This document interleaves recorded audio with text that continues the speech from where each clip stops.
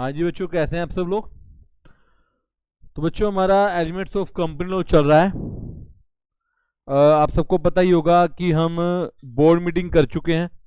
हमने मीटिंग के बारे में आपको बताया था कि क्लास मीटिंग भी होती हैं, डिबेंचर्स की मीटिंग भी होती हैं। मेनली दो मीटिंग होती हैं, बोर्ड्स की और शेयर होल्डर की। तो आज बच्चों मैं आपको शेयर होल्डर मीटिंग बताने जा रहा हूँ। आपको याद होगा मैंने आपको बताया था कि शेयर होल्डर मीटिंग दो तरीके की होती हैं। एक होती है बच्चों एनुअल जनरल मीटिंग और एक होती है extra ordinary general meeting, right. Basically AGM and EGM, ये दो चीजें आपने पढ़नी है। तो बच्चों करते हैं स्टार्ट।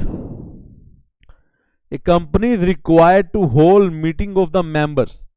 बच्चों देखिए, अभी आप अपने एंट्रेंस लेवल में आप समझिए, जब मैं मेंबर बोलता हूं तो मैं शेयर होल्डर बोलता हूं। अब मेंबर्स में शेयर होल्डर से वाइडर कंसेप्ट है, मगर वो आप एग्जीक्यूटिव लेवल पर समझेंगे, ठीक है। For approval of certain business item. बच्चों कंपनी में फॉर्मेलिटीज बहुत ज्यादा होती हैं। जनरली कोई भी काम करने से पहले आपको मेंबर का अप्रूवल लेना ही पड़ता है। तो मीटिंग हेल्ड की जाती है अलग अलग अप्रूवल के लिए। एक होता है ऑर्डिनरी बिजनेस, एक होता है स्पेशल बिजनेस। अब आप कहेंगे सर ये क्या होते हैं। बच्चे ऑर्डिनरी बिजनेस जो रूटीन के हैं, मतलब ये काम तो हमने करना ही करना है। स्पेशल बिजनेस जिनके लिए स्पेशल परमिशन हमें लेनी पड़ती है, उसके लिए होती है एनुअल जनरल मीटिंग एजीएम और extraordinary general meeting. In certain cases company को may have to hold meeting of member for particular class of member. इसको क्लास मीटिंग बोलते हैं। जब सभी मेंबर को ना बुलाकर एक पर्टिकुलर क्लास को या पर्टिकुलर ग्रुप को बुलाया जाए, that is called class meeting. बच्चों इसके लिए इवन हमारे SS1, अब आप कहेंगे सर SS क्या होता है। बेटे SS का मतलब होता है सेक्रेटरियल स्टैंडर्ड। हमारे इंस्टीट्यूट ने ICSI ने बड़े सारे सेक्रेटरियल स्टैंडर्ड होते हैं जो कंपनी सेक्रेटरी को और कंपनी को फॉलो कर रहे हैं। बड़े सारे सेक्रेटरियल स्टैंडर्ड इशू की हैं। उसमें से क्या है SS1 number 1 secretarial standard on general meeting, जो इशू किया है ICSI ने regarding the procedure of general meeting, जिसमें बता रखा है कि जनरल मीटिंग कैसे होती है, क्या होती है, क्या सारा कुछ रहता है, राइट। SS1। तो बच्चों सबसे पहले मैं एजीएम पढ़ाने जा रहा हूं। एजीएम का नाम ही क्या है, एनुअल जनरल मीटिंग, यानी कि जो जनरल मीटिंग साल में एक बार होती है, annual general meeting. Annual general meeting important annual event है, साल में एक बार होता है, जहां पे बच्चों सभी मेंबर्स आते हैं, शेयर होल्डर आते हैं और डिस्कस करते हैं। देखिए अब generally day to day life board of director चला रहे हैं, तो भैया एक दिन तो मेंबर्स को बुलाना चाहिए, उनसे डिस्कशन होनी चाहिए। सेक्शन 96 कहता है कंपनीज एक्ट 2013 का कि every company other than 1% company is required to hold an EGM every year. OPC को छोड़ के 1% को छोड़ के हर एक कंपनी को हर साल एक जनरल मीटिंग करनी पड़ेगी। प्रोविजन क्या देखिए, annual general meeting first point should be had once every year, हर साल करनी पड़ेगी। Second, first annual general meeting of company. बच्चों फर्स्ट मतलब पहली, नई कंपनी बनी है, कंपनी की पहली annual general meeting, it should be had within 9 month from the closing of first financial year. मतलब भैया फाइनेंशियल ईयर खत्म होता है मार्च में, लेट से कंपनी बनी है मार्च 20 में, मार्च 20 के 9 मंथ्स के अंदर, यानी कि दिसंबर 20 तक प्रैक्टिकली क्लोजिंग होने के फाइनेंशियल ईयर के 9 महीने के अंदर करनी है। And it shall not be necessary to complete whole annual general meeting in years of incorporation. उस साल अगर आपने 9 महीने के हिसाब से कर ली तो आपको अलग से करने की जरूरत नहीं है। बात समझ रहे हैं, मतलब आपने ऊपर कहा था ना हर साल एक मीटिंग करनी है, पहली मीटिंग 9 महीने के अंदर करनी है। अगर आपने उस 9 महीने के हिसाब से बच्चों मीटिंग कर ली है तो आपको उस साल कोई और मीटिंग करने की जरूरत नहीं है। थर्ड, सर पहली तो 9 महीने कर ली, अगली से अगली, उससे अगली, subsequent annual general meeting should be held with in 6 month from the closing of financial year, 6 months के अंदर। And the last, the gap between 2 annual general meeting should not exceed 15 month. देखिए पहली जनरल मीटिंग 9 महीने के अंदर होनी चाहिए, दूसरी 6 महीने के अंदर, यानी कि सितंबर तक। एंड 2 जनरल मीटिंग के बीच में 15 महीने से ज्यादा का गैप नहीं होना चाहिए। ये बच्चों मैं अगर बताऊं, आज तक मैंने आपको मोस्ट इंपोर्टेंट बोलते थे, मोस्ट मोस्ट मोस्ट इंपोर्टेंट है। कंपनी लोगों का बेसिक है, रीड है, नींव है ये। अगर ये आपको नहीं आया तो कुछ नहीं आया। हर साल एक एनुअल जनरल मीटिंग करनी है। पहली एनुअल जनरल मीटिंग कंपनी के फाइनेंशियल ईयर के 9 महीने के अंदर, उसके बाद सारी 6 महीने के अंदर, और 2 जनरल मीटिंग के बीच का गैप 15 महीने से ज्यादा का नहीं हो सकता। राइट, नहीं हो सकता। चलिए, extension of validity period of AGM. बच्चों आपने कहा सर 9 महीने में या 6 महीने में करनी है, क्या मैं उस पीरियड को एक्सटेंड करवा सकता हूं? क्या वो पीरियड बढ़ाया जा सकता है? यस, कहा गया in case if it is not possible for company to hold AGM within prescribe time, 9 महीने या 6 महीने, देन रजिस्ट्रार का मतलब ROC, registrar of company, for any special reason extend the time which annual general meeting shall be held. कह रहा आप company जाकर, बच्चों कंपनी के डायरेक्टर आरओसी को रिक्वेस्ट करेंगे, रजिस्ट्रार ऑफ कंपनी, तो registrar of company special request पे आपका मीटिंग हेल्ड करने का पीरियड बढ़ा देगा। And such extension can B period for not exceeding 3 month. 3 महीने से ज्यादा का एक्सटेंशन नहीं मिलेगा आपको। जो एक्सटेंशन मिलेगा 3 महीने का मिलेगा, और उसके अलावा no such extension can be granted by registrar for holding first annual general meeting. बड़ा अच्छा एग्जांपल है, इंपॉर्टेंट है। कहता है आपको अगर लगता है कि पॉसिबल नहीं है, प्रैक्टिकेबल नहीं है, कोई स्पेशल रीजन है कि हम मीटिंग नहीं कर पा रहे, तो कोई दिक्कत नहीं, आप रजिस्ट्रार के पास रिक्वेस्ट भेजिए, रजिस्ट्रार आपका टाइम पीरियड बढ़ा देगा, मगर किसी भी सर्कमस्टांस में वो 3 महीने से ज्यादा का नहीं करेगा। And further first general meeting के लिए, जो फर्स्ट एजीएम है उसके लिए रजिस्ट्रार पीरियड नहीं बढ़ाएगा, क्योंकि ऑलरेडी उसमें सफिशिएंट 9 महीने का समय दिया गया है। राइट, यानी कि इस पीरियड को बढ़ाया जा सकता है। Time and place for holding AGM, बड़ा इंपॉर्टेंट प्रोविजन बच्चों। भाई किस जगह पर किस समय मीटिंग करेंगे? क्या रात को 10 बजे मीटिंग कर लूं? क्या किसी होटल में मीटिंग कर लूं? बड़े सारे क्वेश्चंस हैं। तो इनका जवाब है पहला, एजीएम होनी चाहिए ड्यूरिंग बिजनेस आवर्स, लाइक 9 से 6 के बीच में। एंड नेशनल हॉलिडे नहीं होनी चाहिए, छुट्टी नहीं होनी चाहिए, 15 अगस्त 26 जनवरी नहीं होनी चाहिए। अच्छा, सेकेंडली एक बात मैं आपको बता दूं, आपने करनी है 9 से 6 के बीच में। बाय चांस अगर वो 6 बजे के बाद भी चलती रही तो कोई दिक्कत नहीं, शुरुआत 9 से 6 के बीच में होनी चाहिए। समझ रहे बात को? मीटिंग की शुरुआत 9 से 6 के बीच में होनी चाहिए, चाहे उसके बाद मीटिंग को, कई बार मीटिंग लंबी चल पड़ती है, टाइम रात का भी हो जाता है, 7-8 बज जाती है, अगर सभी मेंबर अग्री हैं तो कोई दिक्कत नहीं। राइट, शुरू पहले होनी चाहिए, और नेशनल हॉलिडे नहीं होना चाहिए। ये कंपनी के रजिस्टर्ड ऑफिस पे हो सकती है जो आपने रजिस्टर्ड करवा रखा है, या फिर किसी और प्लेस में हो सकती है, same town, same village, same city में जहां पर कंपनी है। मतलब जहां पे आपका रजिस्टर्ड ऑफिस है वहां पे करा लो, या उस जगह पर कहीं और भी करा लो। सेंट्रल गवर्नमेंट एम्पावर्ड है एग्जम्प्ट करने के लिए, किसी कंपनी का एग्जम्प्ट होता है छूट देना। अगर भारत सरकार चाहे तो किसी को छूट भी दे सकती है कि आपको ये मीटिंग करने की रिक्वायरमेंट नहीं, अगर उनको जरूरी लगेगा। अदरवाइज ये मीटिंग आपको रजिस्टर्ड ऑफिस में करनी है या किसी और जगह पर करनी है, और बिजनेस आवर्स के दौरान करनी है। अदरवाइज सेंट्रल गवर्नमेंट आपको किसी भी कंडीशन से छुटकारा दे सकती है। डिफॉल्ट, आपने कोई मीटिंग में प्रोविजन में डिफॉल्ट कर दिया, आपने सारे प्रोविजन पढ़े, आपने इसमें से किसी को फुलफिल नहीं किया, कोई डिफॉल्ट कर दिया। देखो गलती हो जाती है कंपनी से, हर एक प्रोविजन को फॉलो नहीं किया जाता। उस केस में क्या होगा? अगर आपने कोई डिफॉल्ट किया है तो कंपनी और कंपनी का हर एक ऑफिसर, बड़ा इंपॉर्टेंट पॉइंट, कंपनी और कंपनी का हर एक ऑफिसर जो डिफॉल्ट में है वो पनिशेबल होगा, फाइन लगेगा मैक्सिमम 1 लाख रुपए का। और अगर डिफॉल्ट लगातार है, आपने अभी भी नहीं किया, डिफॉल्ट चलता जा रहा है, तो रोज का 5000 rupees for each day during such default continuous.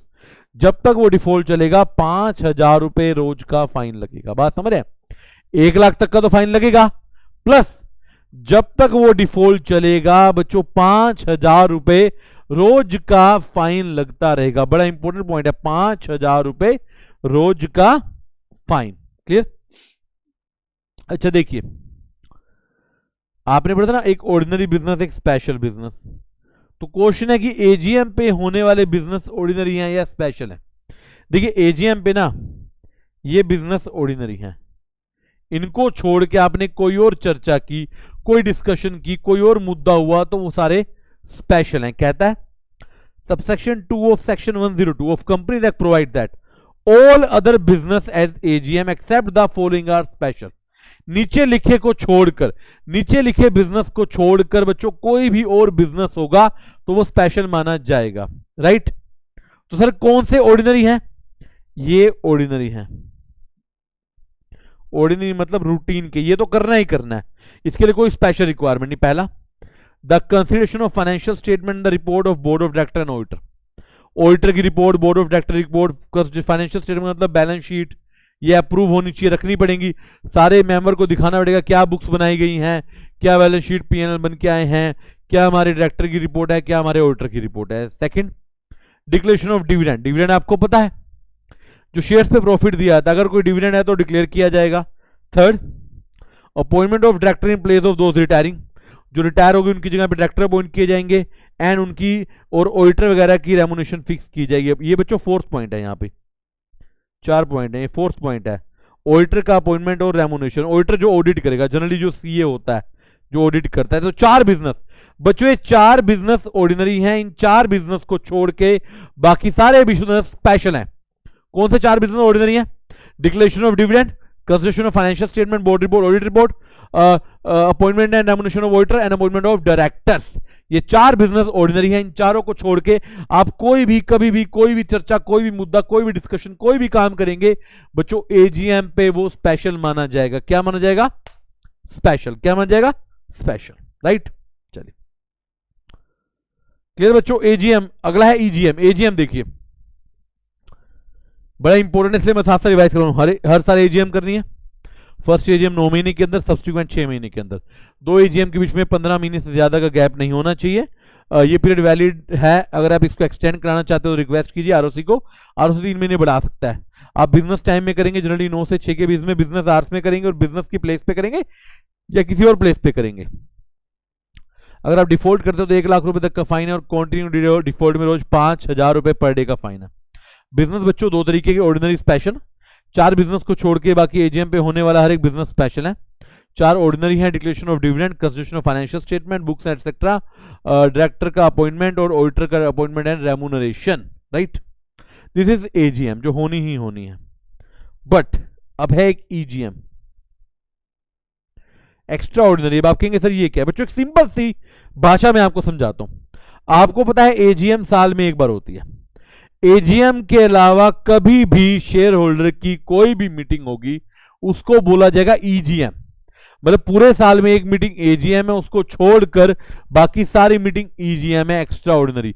कई बार मेंबर्स को जो है एजीएम के अलावा भी कभी आपस में मिलने की आवश्यकता लगती है या कंपनी को लगती है कि उनको मीटिंग करवानी चाहिए, तो उसके लिए ईजीएम बुलाई जाती है। क्या बुलाई जाती है? ईजीएम। और इंटरेस्टिंग बात है, ईजीएम पे किया गया हर एक बिजनेस स्पेशल होता है, क्योंकि ईजीएम जनरली होती ही नहीं है, एक्स्ट्रा ऑर्डिनरी है।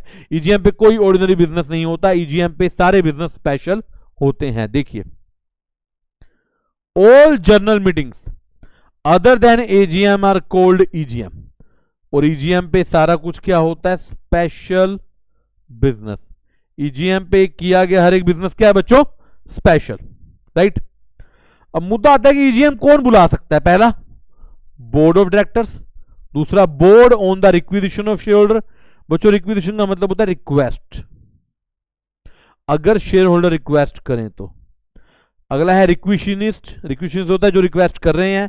And the fourth, tribunal. Tribunal का मतलब एनसीएलटी, नेशनल कंपनी ट्रिब्यूनल।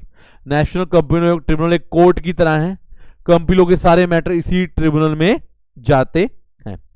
देखिए, बाय बोर्ड या by board on requisition of member, by requisitionist and by tribunal. अब देखिए, पहला बाय बोर्ड, पहला point by board. The board, board का मतलब है बच्चों बोर्ड ऑफ डायरेक्टर्स।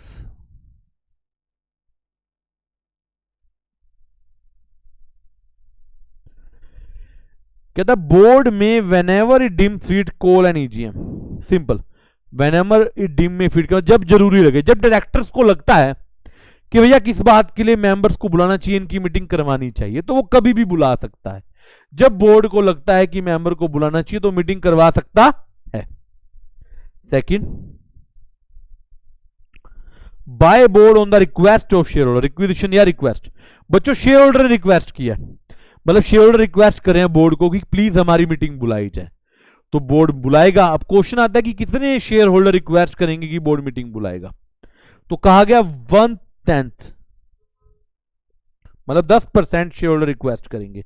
कैसे, देखिए, in case of company having share capital, अगर कंपनी की शेयर कैपिटल है तो member on the date of receipt और रिक्वेजिशन रिक्वेस्ट के जिनके पास not less than 1%, 1/10 of paid up capital है, जिनके पास 1/10 ऑफ पेड अप कैपिटल और वोटिंग का राइट है, मतलब अच्छा, अगर कंपनी के पास शेयर कैपिटल नहीं है तो मेंबर जिनके पास 1/10 ऑफ टोटल वोटिंग पावर है, यानी कि या तो वोट 1/10 ऑफ कैपिटल हो या 1/10 ऑफ वोटिंग हो, मतलब 1/10 शेयर कम से कम, शेयर होल्डर कम से कम रिक्वेस्ट करेंगे तो हम मीटिंग बुलाएंगे, बात समझ रहे हैं? The requisition should set out the matter to be considered on the propose meeting, बच्चों लिखना पड़ेगा कि क्यों मीटिंग बुलाई जाए, क्या मैटर्स हैं, क्या मुद्दे हैं, क्या विषय है हमारे चर्चा का, and same should be signed by requisitionist, जो रिक्वेस्ट कर रहे हैं 1/10 उनके साइन होनी चाहिए और सेंड करना पड़ेगा, इसको भेजना पड़ेगा कंपनी के रजिस्टर्ड ऑफिस में। मतलब अगर मेंबर लोग चाहते हैं कि मीटिंग बुलाई जाए तो 1/10 मेंबर साइन करेंगे और कंपनी के रजिस्टर्ड ऑफिस में लेटर एप्लीकेशन भेज देंगे। अब जो कंपनी का बोर्ड है, board of director, must within 21 days from the date of receipt और requisition proceed to call a meeting not later than 45 days from the date of receipt of requisition. बड़ा important point, कह रहे जब आपसे request की गई, आपको request मिल गई, रिक्वेस्ट के 21 दिन के अंदर आपको नोटिस निकालना है कि मीटिंग बुलाई जाएगी, और मीटिंग 45 दिन से ज्यादा लेट नहीं हो सकती। जिस दिन नोटिस मिलेगा, जिस दिन आपको रिक्वेस्ट मिलेगी उसके 45 दिन, मतलब रिक्वेस्ट मिलने के 21 दिन में आपने नोटिस निकालना है, और जो मीटिंग की डेट है वो रिक्वेस्ट के 45 दिन से ज्यादा दूर की नहीं हो सकती। बात समझ रहे हैं? 21 दिन के अंदर आपको नोटिस निकालना पड़ेगा और मीटिंग की डेट 45 दिन से ज्यादा दूर की नहीं हो सकती। 21 दिन में नोटिस निकालना पड़ेगा और मीटिंग की डेट 45 दिन से ज्यादा दूर की नहीं हो सकती, राइट? क्लियर है? चलिए,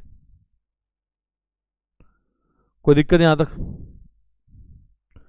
सेकंड पॉइंट। अब थर्ड, बाय रिक्वेशनिस्ट, जो रिक्वेस्ट कर रहे हैं, आपने अगर नहीं बुलाई 21 दिन में तो वो खुद बुला लेंगे। यस, कंपनी लॉ उनको मौका देता है कि आपने कंपनी के बोर्ड ऑफ डायरेक्टर से रिक्वेस्ट की और बोर्ड ऑफ डायरेक्टर्स ने 21 दिन में अगर अपना काम नहीं किया तो आप खुद मीटिंग कर लीजिए कहीं पर भी, और उस मीटिंग के खर्चे आप कंपनी से ले लेना। यस, मीटिंग करेंगे और मीटिंग के खर्चे किससे लेंगे? कंपनी से। If the board of director doesn't act with in 21 days, proceed to call a meeting not later than 45 days, then meeting may be called and held by requisitionist themselves. However, meeting होनी चाहिए 3 महीने के अंदर। अगर वो action ले ले तो आप 3 महीने के अंदर मीटिंग करो, जो भी रीजनेबल खर्चे आएंगे रिक्विजिनिस्ट के वो सारे रीएम्बर्स करेगी कंपनी। रीएम्बर्स का मतलब वो सारे पैसे कंपनी देगी रिक्वेस्ट करने वालों को, और company in turn recover such expenses from payable to any director who were in the default. अच्छा, बड़ा इंपॉर्टेंट पॉइंट, रिक्विजिनिस्ट ने जो खर्चे किए वो कंपनी से ले लेंगे और कंपनी उस डायरेक्टर से लेगी जिस डायरेक्टर ने डिफॉल्ट किया। हमने डायरेक्टर को रिक्वेस्ट की थी, डायरेक्टर ने मीटिंग नहीं बुलाई तो वो डायरेक्टर लायबल रहेगा, in case quorum is not present within half an hour the meeting shall stand cancel. बच्चों, कोरम आपको पता होगा कि मिनिमम कितने मेंबर आए कि मीटिंग चल सके, minimum number of member that should be present to validate the meeting. अगर आधे घंटे में कोरम नहीं आता, मिनिमम मेंबर नहीं आते तो मीटिंग कैंसिल हो जाएगी। अगर आधे घंटे में, बच्चों अगर आधे घंटे में, ये सिर्फ रिक्विजिशन वाली मीटिंग में, बाकी समय तो मीटिंग एडजर्न होती है, आपको पता होगा। रिक्विजिशन वाले में अगर क्योंकि बच्चों स्पेशल रिक्वेस्ट पे बुलाए गए फिर भी मेंबर नहीं आए, सोच के देखिए, जिन मेंबर ने स्पेशल रिक्वेस्ट पे आपको बुलाया और वो खुद ना आए तो ऐसी मीटिंग का फायदा क्या? तो अगर मीटिंग शुरू होने के आधे घंटे के अंदर बच्चों मेंबर नहीं आते तो मीटिंग कैंसिल मान ली जाएगी, right? And the last, by tribunal का मतलब NCLT, section 98 of companies act provide that if any reason it is impracticable for call the meeting और टू कंडक्ट द मीटिंग, नहीं हो पा रही, देन ट्रिब्यूनल मतलब NCLT by own suo motu होता है अपनी मर्जी से, ऑन इट्स ओन मोशन, लिख लीजिए, ऑन इट्स ओन मोशन, अपनी मर्जी से या और on the application of any director और मेंबर ऑफ कंपनी, या कंपनी का कोई मेंबर या डायरेक्टर रिक्वेस्ट करेगा तो वो मीटिंग करवाएगा और उसको वोट करने का अधिकार मिलेगा। तो 4 तरीके हैं मीटिंग बुलाने के ईजीएम। बोर्ड खुद बुला ले, बोर्ड मेंबर की रिक्वेस्ट पे बुला ले, मेंबर खुद बुला लें, या फिर एनसीएलटी बुलाए। तो बच्चों दिस इज ईजीएम, या राइट, यानी कि साल में एक एजीएम होगी, एजीएम को छोड़कर बाकी सारी बच्चों ईजीएम होंगी, और एजीएम पे 4 बिजनेस ऑर्डिनरी होंगे, ईजीएम पे सारे बिजनेस स्पेशल होंगे। मैं आपको 2 मिनट का नहीं 5 मिनट का समय दे रहा हूं बच्चों, अच्छे से पढ़ लीजिए। चलिए जूम कर देता हूं मैं, जल्दी पढ़िए।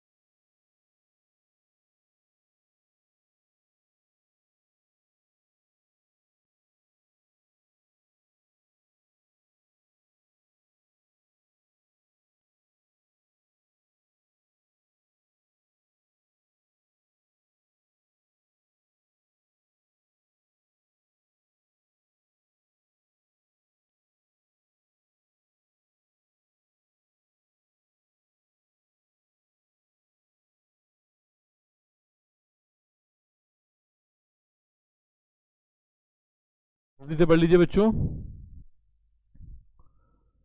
एजीएम और ईजीएम बड़ा ही बच्चों, बड़ा ही इंपॉर्टेंट रेलेवेंट टॉपिक है एग्जाम के लिए।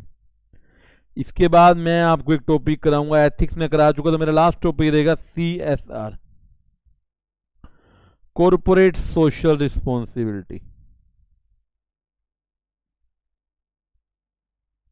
कॉर्पोरेट सोशल रिस्पॉन्सिबिलिटी, अभी आप वही पढ़िए, मैं आपको 1 मिनट का समय और दे रहा हूं, फिर शुरू करूंगा। चलिए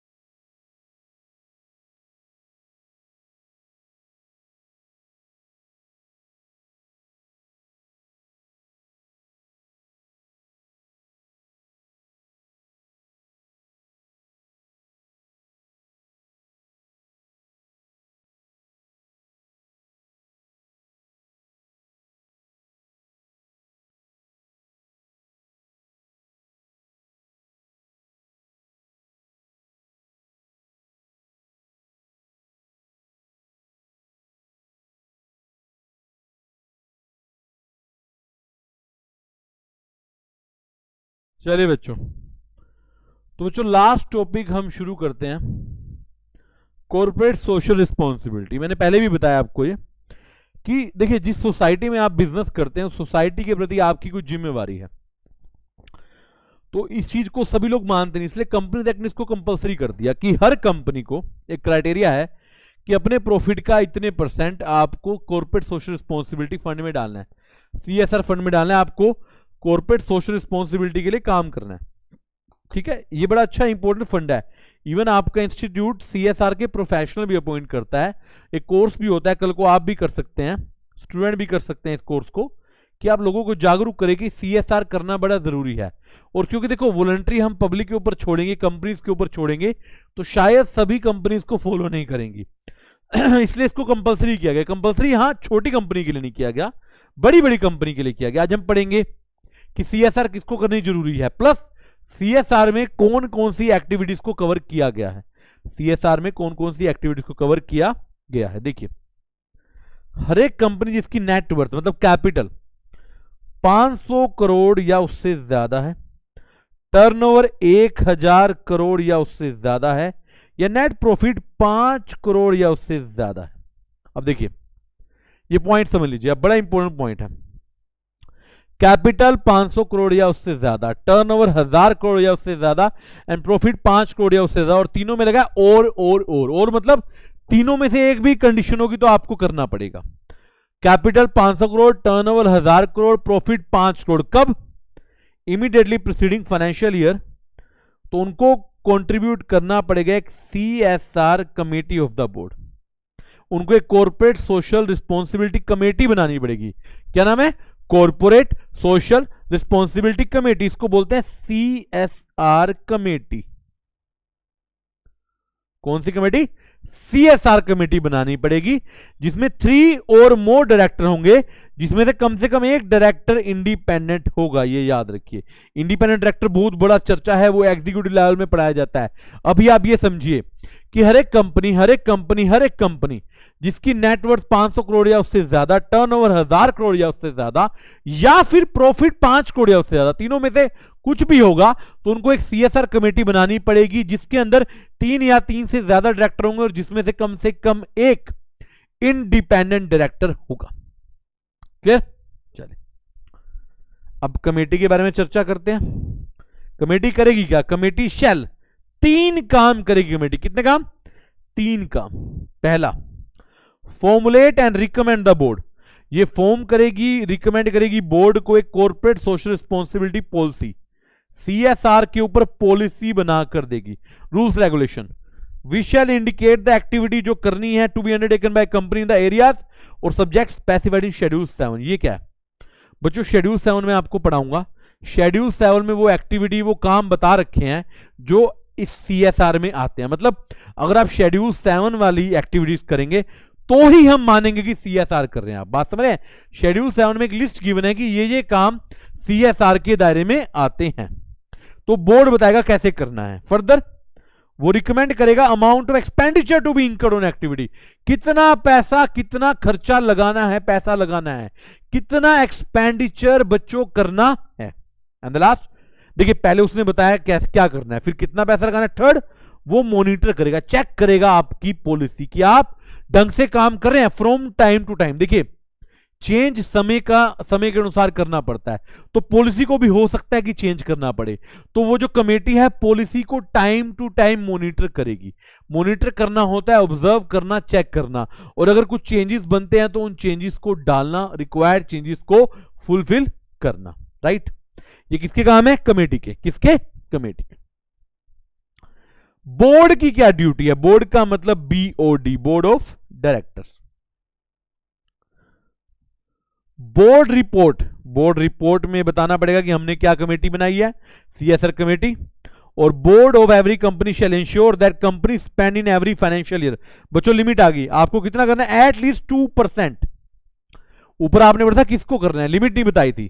आपको 2% करना है अपने average net profit during the 3 immediately preceding financial year. पिछले 3 साल की एवरेज लेनी है, पिछले 3 साल की एवरेज लेनी है, और उसका जो एवरेज प्रॉफिट आएगा उसका 2% ऑफ एवरेज प्रॉफिट आपको जो है CSR में यूज करना है। कितना? 2% पिछले 3 साल की एवरेज का। और मान लो कंपनी ने पिछले 3 साल में काम ही नहीं शुरू किया, कंपनी नहीं है, देखिए 3 साल तो मेरे तब एवरेज होगी जब मैं 3 साल से पुरानी कंपनी हूं। अगर मेरी कंपनी ही नहीं है तो कोई दिक्कत नहीं। अगर 3 साल नहीं हुए तो जो भी आपका प्रीसीडिंग फाइनेंशियल जितने भी साल हुए, 2 साल, 2.5 साल, 1 साल, उसकी एवरेज ले लेंगे। बात समझ रहे हैं?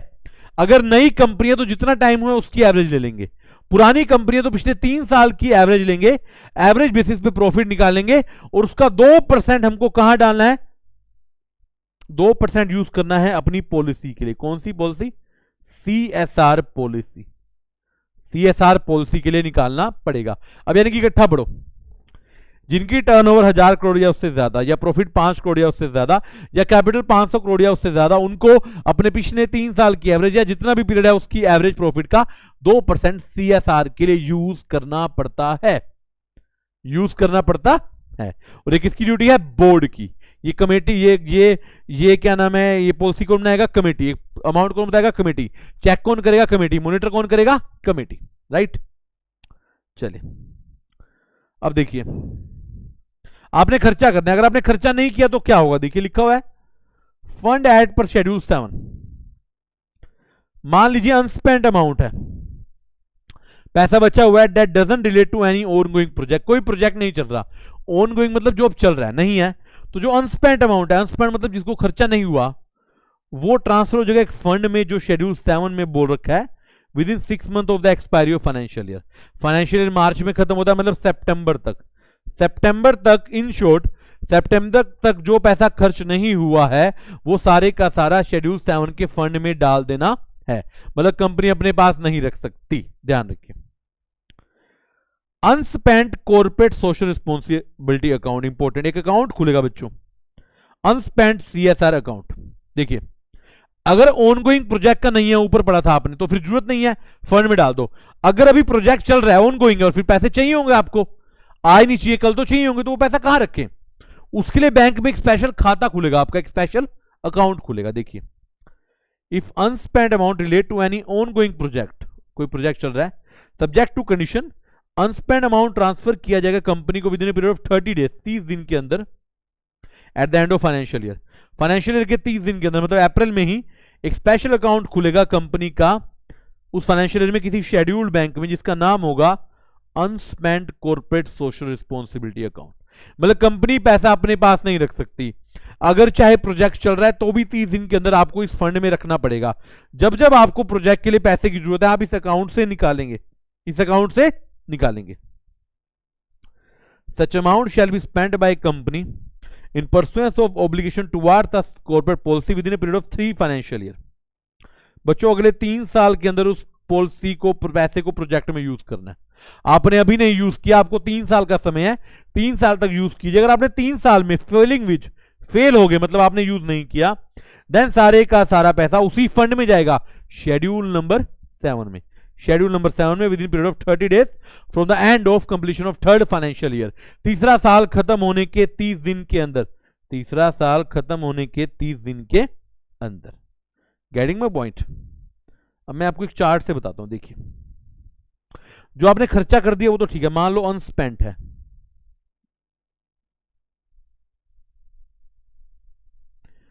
अनस्पेंट मतलब जो पैसा खर्चा नहीं हुआ, या तो ये ऑन गोइंग प्रोजेक्ट का होगा, या not related to ongoing project, कोई प्रोजेक्ट नहीं चल रहा, कोई प्रोजेक्ट नहीं चल रहा, तो बच्चों फिर तो ये ट्रांसफर होगा,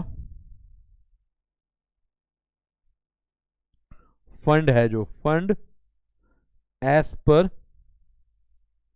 शेड्यूल नंबर 7, कितने टाइम में? Within 6 months of end of financial year FI।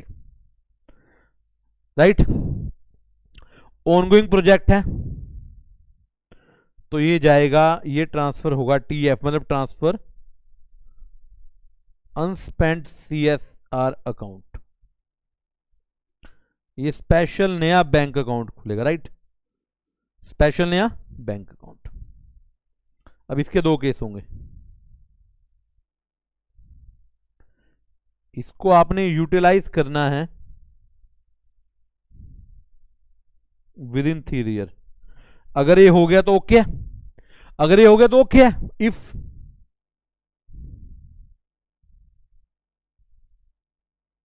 Not utilise within 3 years, अगर आप किसी वजह से 3 ईयर्स में यूज नहीं कर पाए, देन इसको करेंगे हम ट्रांसफर फंड में एज पर वही शेड्यूल नंबर 7। कितने डेज में? 30 डेज, जब 3 साल पूरे हो जाएंगे 30 डेज में, राइट। मतलब यहां पर आपको 3 साल का पीरियड मिलेगा, ठीक है। इसको समझिए, चार्ट को मैंने क्या बनाया, जूम कर देता हूं, जल्दी से नोट कीजिए आप। देखिए क्या बताना चाहता हूं मैं।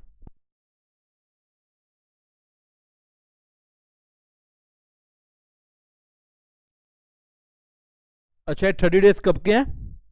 30 डेज ऑफ कंप्लीशन ऑफ जो 3rd फाइनेंशियल ईयर है वो कंप्लीट होगा तब, राइट। चलिए जल्दी से नोट करें बच्चों।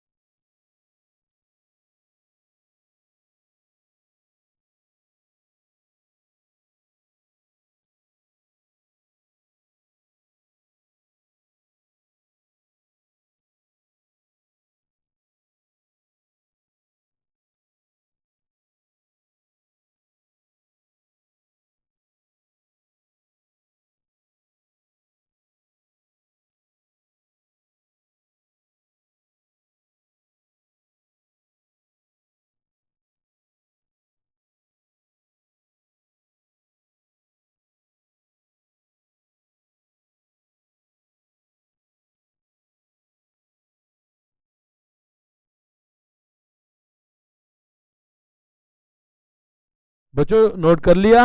जल्दी से कीजिए प्लीज।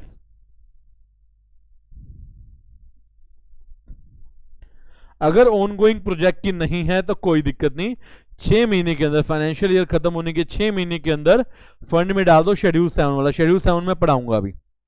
अच्छा, ऑनगोइंग प्रोजेक्ट है तो 3 साल का समय है, इसलिए अनस्पेंड सीएसआर अकाउंट खुलेगा बैंक में, उसमें रखिए 3 साल तक यूटिलाइज कीजिए। अगर 3 साल तक आप यूज नहीं करते, अनस्पेंड बच जाता है, तो फिर वो 3 साल खत्म होने के 30 दिन के अंदर शेड्यूल नंबर 7 वाले फंड में डाल दिया जाएगा, ठीक है। चलिए वापिस चलते हैं। पेनल्टी, अगर आप ये प्रोविजन फॉलो नहीं करते तो कंपनी पनिशेबल होगी, फाइन लगेगा नॉट लेस देन 50,000, मतलब कम से कम 50,000, बट विच में एक्सटेंड टू 25 लाख, 50,000 से 25 लाख तक का फाइन बच्चों। एंड फर्दर एवरी ऑफिसर जो डिफॉल्ट में होगा वो पनिशेबल होगा इंप्रिजनमेंट फॉर अ टर्म, जेल में जाएगा मैक्सिमम 3 साल तक, या फिर फाइन 50,000 का जो कि 5 लाख तक होगा, या बोथ, मतलब जेल भी जाएगा 3 साल तक और 50,000 से 5 लाख तक का फाइन भी। बच्चों आज ने एक चीज बता रहा हूं आपको, किसी भी लॉ में आप फाइनल लेवल पे, एग्जीक्यूटिव लेवल पे जब भी पढ़ेंगे, जितनी ज्यादा पेनल्टी होगी, जितनी ज्यादा इंप्रिजनमेंट के प्रोविजन होंगे, वो लॉ उतना ही इंपॉर्टेंट होगा। देखिए बड़े स्ट्रिक्ट प्रोविजन है तो ये बड़ा इंपॉर्टेंट है, right. And the last topic बच्चों शेड्यूल नंबर 7। हमें ना शेड्यूल नंबर 7 का फंड बनाना पड़ता है, और शेड्यूल नंबर 7 में जो एक्टिविटी दे रखी है सिर्फ वही सीएसआर में आते हैं, उसके अलावा कोई एक्टिविटी सीएसआर में नहीं आती। तो सर हमने इन एक्टिविटी का क्या करना है बेटे? हमने इन एक्टिविटी का नाम पढ़ना है और याद करनी है, मतलब क्रैम तो नहीं हो पाएंगी लेकिन पढ़ना है। सिंपल है एक्टिविटी, सिंपल एक्टिविटीज क्या है? देखिए पहला, इरेडिकेटिंग हंगर, हंगर भूखमरी, गरीबी, माल न्यूट्रिशन जो कुपोषण, इसको इरेडिकेट खत्म करना।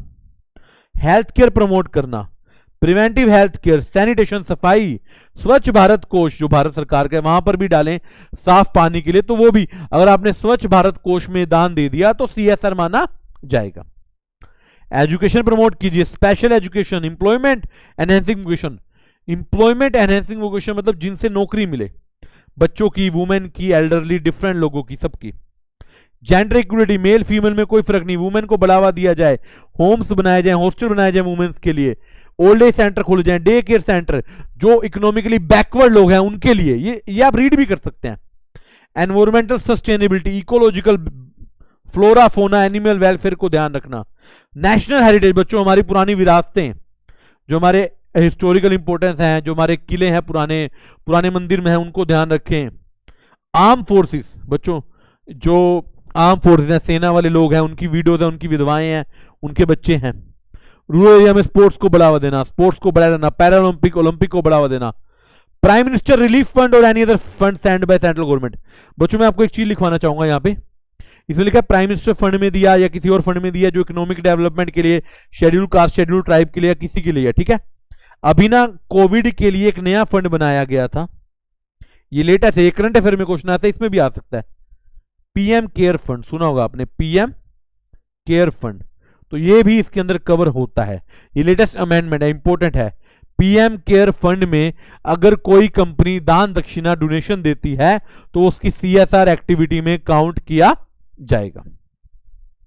इनक्यूबेटर, बच्चों जो नए नए प्रोजेक्ट लगाते हैं सेंट्रल गवर्नमेंट के, आईआईटी आ गई, फुल फॉर्म ले लेना सारी, Indian institute of IIT, national laboratory, ICR, Indian council of agriculture, Indian council of medical research, ICMR, CSIR, DAE, DRDO, develop defence research and development organisation, DST, department of science and technology, ministry of electronic, SDG, self sustainable development goal, ये सारे मैं आपको करा चुका हूं, कहीं ना कहीं सारे हम पढ़ चुके हैं, कहीं ना कहीं नहीं पढ़ा होगा तो आगे की टॉपिक में पढ़ेंगे, मतलब सारे इंटररिलेटेड हैं, करंट अफेयर में भी आते हैं।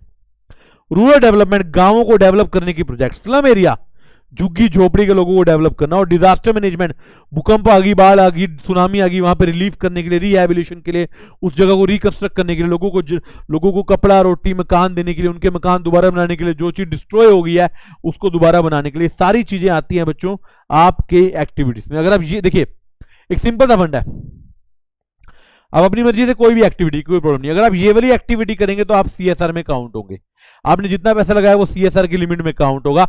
इसके अलावा आप कोई और एक्टिविटी करते हैं तो एटलीस्ट वो सीएसआर में काउंट नहीं होगा। और लेटेस्ट अमेंडमेंट क्या है? लेटेस्ट अमेंडमेंट ये है कि पीएम केयर फंड इसके अंदर डाला गया है। बच्चों एक मिनट सारी एक्टिविटी रीड कर लीजिए, सारी एक्टिविटी, 2 मिनट लगेंगे।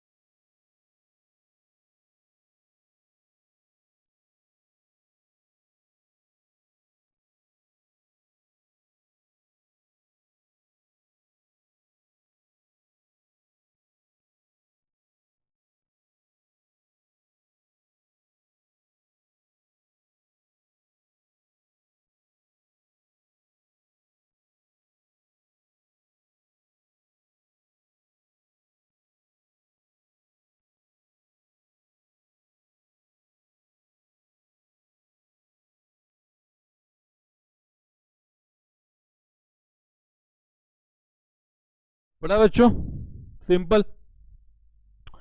तो दिस इज CSR, राइट। तो बच्चों आज हमने दो बड़े ही इंपॉर्टेंट टॉपिक किए, एक जनरल मीटिंग, एक CSR भी इंपॉर्टेंट, जनरल मीटिंग भी इंपॉर्टेंट। जनरल मीटिंग में हमने ये एथिक्स तो हमने लास्ट क्लास में कर लिया था। जनरल मीटिंग में हमने पढ़ा लाइक शेयर होल्डर मीटिंग में, general meeting, annual general meeting, EGM और CSR, ये सारे अमाउंट, सारे पॉइंट्स और एक चार्ट, ये चार्ट आपका बड़ा ही इंपॉर्टेंट, राइट। तो बच्चों इसको पढ़िए, क्वेश्चन कीजिएगा, कोई डाउट हो पूछिएगा। मिलते हैं आपसे नेक्स्ट क्लास में। जय श्री राम बच्चों, थैंक यू।